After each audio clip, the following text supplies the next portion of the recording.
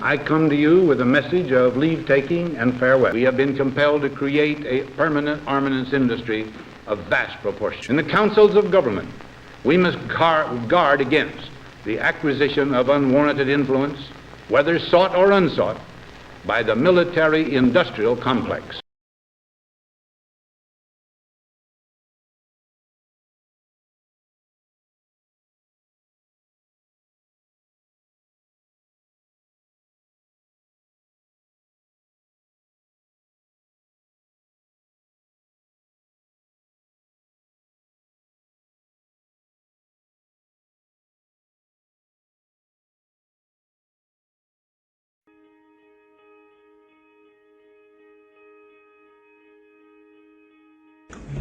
Ladies and gentlemen, the very word secrecy is repugnant in a free and open society, and we are, as a people, inherently and historically opposed to secret societies, to secret oaths, and to secret proceedings. We decided long ago that the dangers of excessive and unwarranted concealment of pertinent facts far outweighed the dangers which are cited to justify it. Even today, there is little value in opposing the threat of a closed society by imitating its arbitrary restrictions. Even today, there is little value in ensuring the survival of our nation if our traditions do not survive with it. And there is very grave danger that an announced need for increased security will be seized upon by those anxious to expand its meaning to the very limits of official censorship and concealment. That I do not intend to permit to the extent that it's in my control. And no official of my administration, whether his rank is high or low, civilian or military, should interpret my words here tonight as an excuse to censor the news, to stifle dissent, to cover up our mistakes, or to withhold from the press and the public the facts they deserve to know. For we are opposed around the world by a monolithic and ruthless conspiracy that relies primarily on covert means for expanding its sphere of influence, on infiltration instead of invasion, on subversion instead of elections, on intimidation instead of free choice, on guerrillas by night instead of armies by day. It is a system which has conscripted vast human and material resources into the building of a tightly knit, highly efficient machine that combines military, diplomatic, intelligence, economic, scientific, and political operations. Its preparations are concealed, not published. Its mistakes are buried, not headlined. Its dissenters are silenced, not praised. No expenditure is questioned, no rumor is printed, no secret is revealed. No president should fear public scrutiny of his program, for from that scrutiny comes understanding, and from that understanding comes support or opposition, and both are necessary. I am not asking your newspapers to support an administration, but I am asking your help in the tremendous task of informing and alerting the American people. For I have complete confidence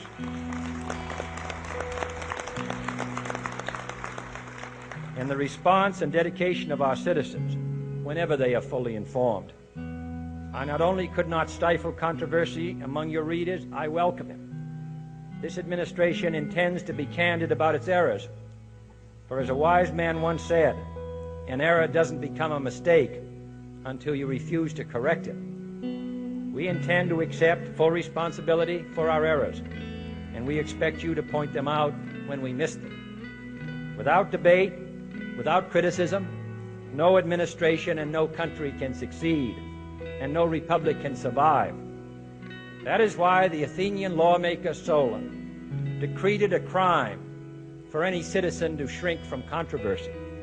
And that is why our press was protected by the First Amendment, the only business in America specifically protected by the Constitution, not primarily to amuse and entertain, not to emphasize the trivial and the sentimental, not to simply give the public what it wants, but to inform, to arouse, to reflect, to state our dangers and our opportunities, to indicate our crises and our choices, to lead, mold, educate, and sometimes even anger public opinion. This means greater coverage and analysis of international news, for it is no longer far away and foreign, but close at hand and local. It means greater attention to improved understanding of the news, as well as improved transmission. And it means, finally, that government at all levels must meet its obligation to provide you with the fullest possible information outside the narrowest limits of national security. And so it is to the printing press, to the recorder of man's deeds, the keeper of his conscience, the courier of his news, that we look for strength and assistance, confident that with your help, man will be what he was born to be, free and independent.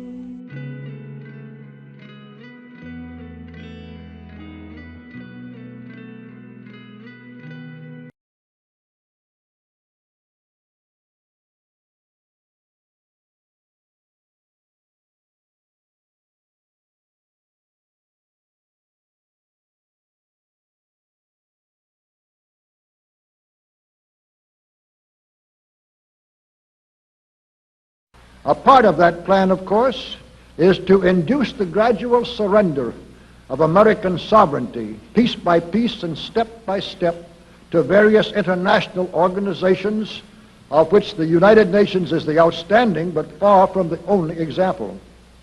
Now, here are the aims for the United States.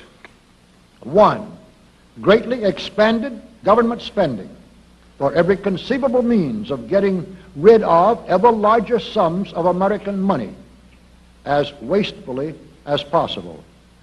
2, higher and then much higher taxes. 3, an increasingly unbalanced budget despite the higher taxes.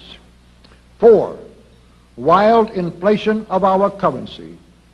5, government controls of prices, wages, and materials, supposedly to combat inflation.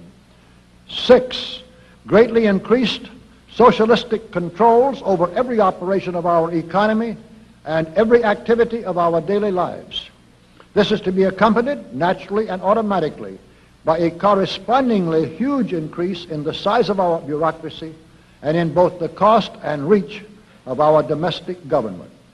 7, far more centralization of power in Washington and the practical elimination of our state lines.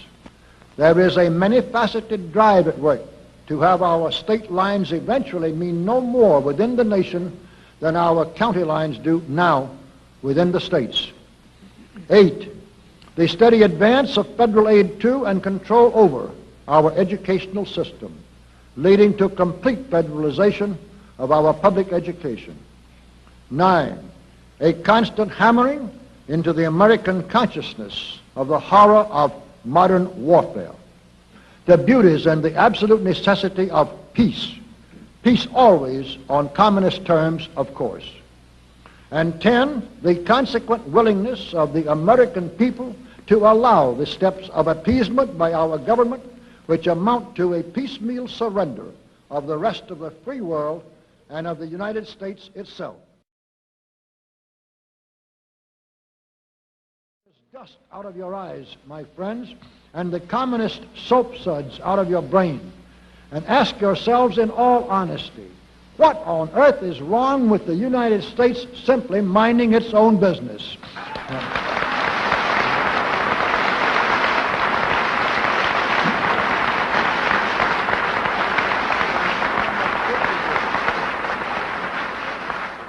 Or with having its foreign policy function primarily for the safety and benefit of the American people.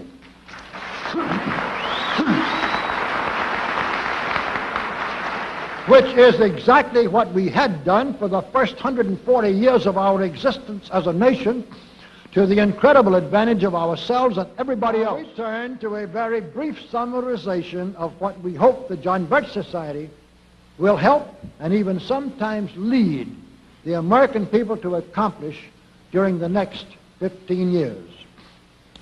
One, our first and most important specific undertaking should be to restore the complete independence of the United States.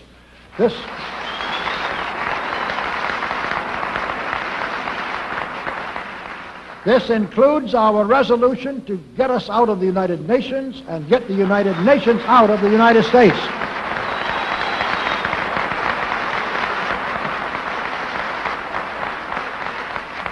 Two, we must once again make our money freely redeemable in gold at some realistic price.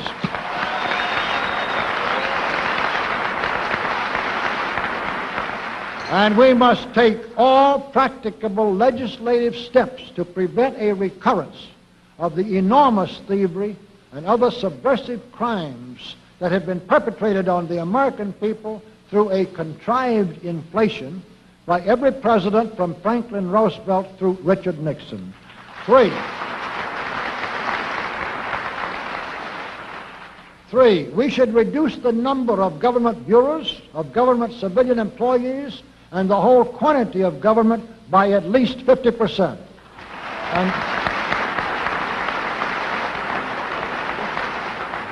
And we should achieve at least this much reduction in proper fashion through gradually convincing a majority of the American people of the wisdom of such a course. Four, we should withdraw all American troops from every spot on earth that is not American soil, except when and where such troops may be required as decided by Congress to protect American lives and property from criminal vandalism.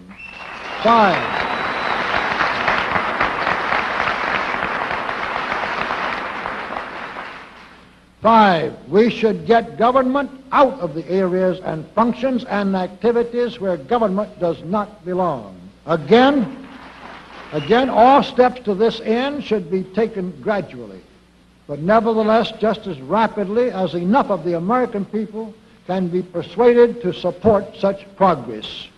Any such achievement will require a truly massive educational force, but that's exactly what we hope to build during the next 15 years.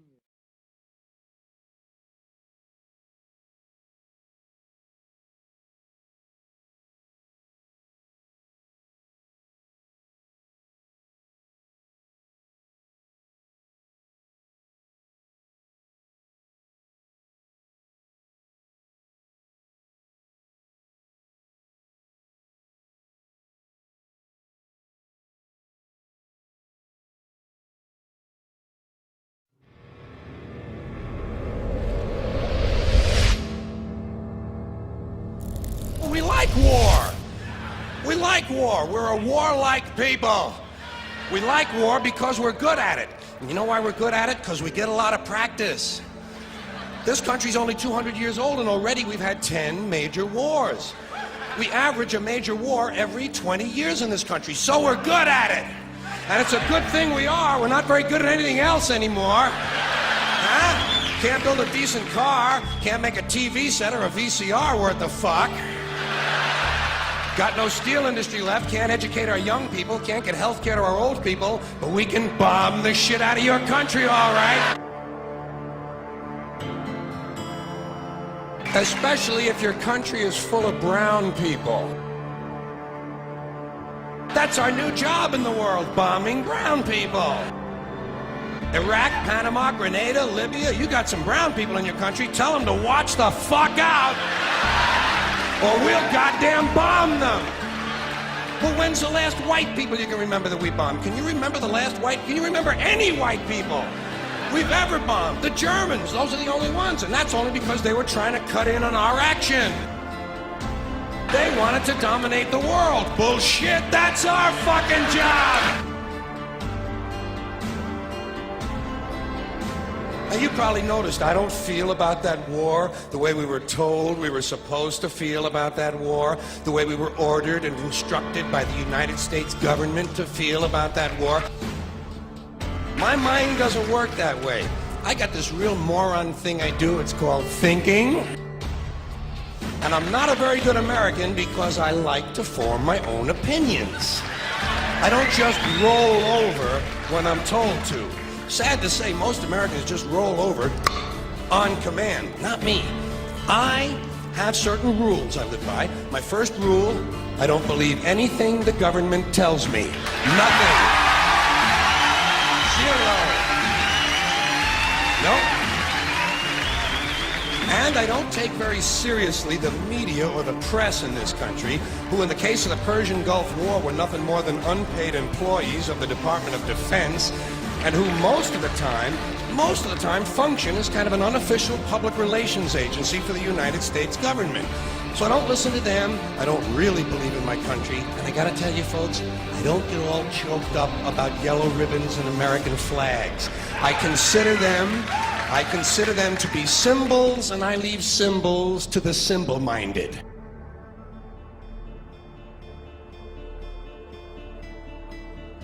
I'm talking about the fact that a war is rich old men protecting their property by sending middle class and lower class young men off to die. Forget these foolish elections. The owners of this country don't care about the poor in general. The owners of this country, what are we going? Is this Karl Marx talking to me? The owners of this country are the voters of this country. You're wrong about that, my friend. Aren't the owners of this country the voters in this country who elected George Bush? No, they're not. Listen, politics, these elections are a charade. It is a charade. Oh, okay. It is, they are meant to, well, I'll tell you, just listen for a minute. Learn a little something. The elections and politicians are in place in order to give Americans the illusion that they have freedom of choice. You don't really have choice in this country. All of the things that are important reduced in choice. Newspapers in a city, how many? Used to be 3, 4, now it's 1 or 2. They're owned by the same people, and they also own a radio station. Give these people a voting day every year so that they'll have the illusion of meaningless choice. Meaningless choice that we go like slaves and say, "Oh, I voted." The limits of debate in this country are established before the debate even begins, and everyone else is marginalized and made to seem either to be communist or some sort of disloyal person. A kook, there's a word, and now it's conspiracy. See, they've made that something that should not be even entertained for a minute. That powerful people might get together and have a plan. Doesn't happen. You're a kook. You're a conspiracy buff. A conspiracy buff. Okay. Not as a result of a conspiracy, but because... You don't need a formal conspiracy. Right. When interests converge, these people went to the same universities and fraternities, they're on the same boards of directors, they're on the same country clubs, they have like interests, they don't need to call a meeting, they know what's good for them, and they're getting it. And there used to be 7 oil companies, there are now 3, it will soon be 2. The things that matter in this country have been reduced in choice. There are 2 political parties, there are a handful of insurance companies, there are about 6 or 7 information things. But if you want a bagel, there are 23 flavors because you have the illusion. You have the illusion of choice. Right. You don't get the real important choice. There's no freedom of choice. That's a great point.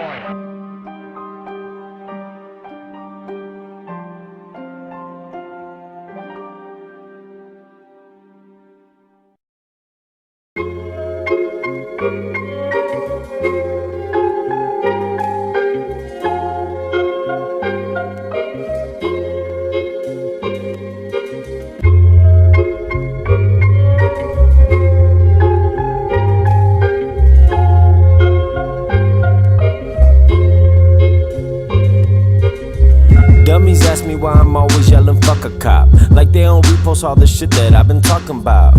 See, they don't think we're criminal intent. Crooks have to balance out the risk and consequence. Like, if you crush a cuff man by his neck and that results in a death, then the punishment is death.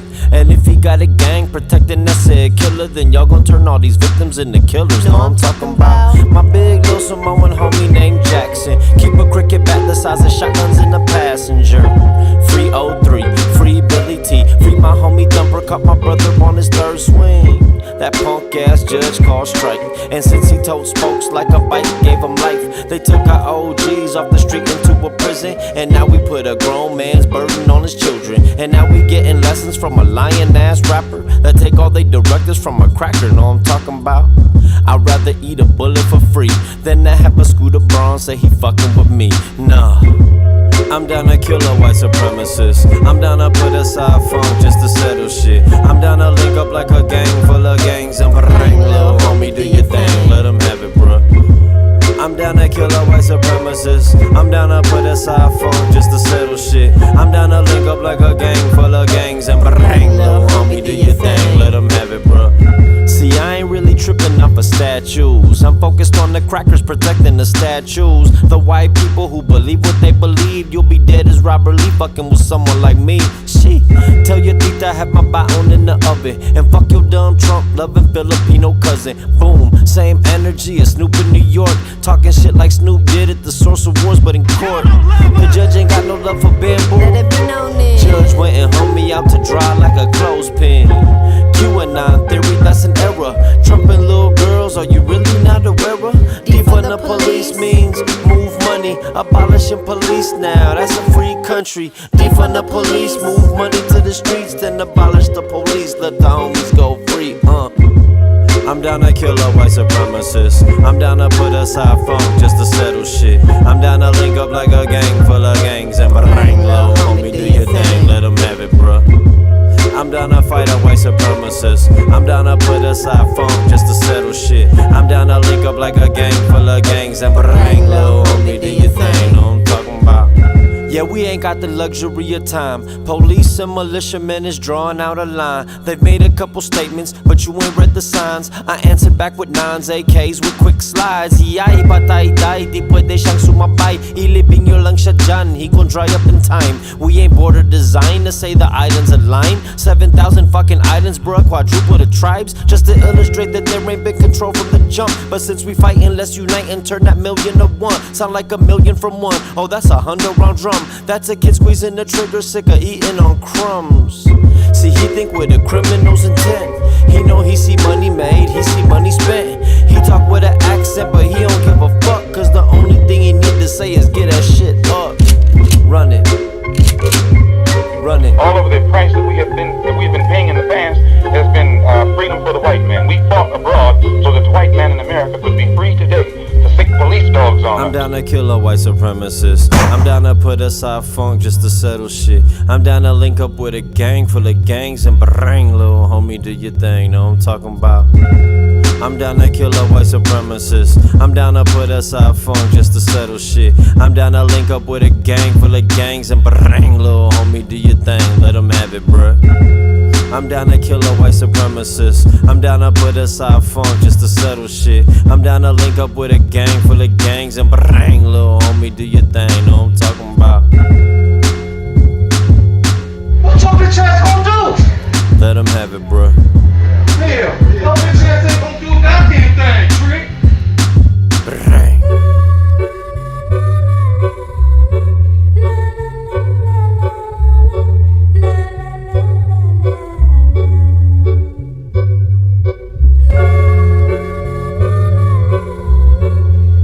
Now, the only way you can have peace is to eliminate those injustices, and the American white man is not going to eliminate them. He's going to talk that pretty talk, but he'll still continue to practice those inhuman deeds.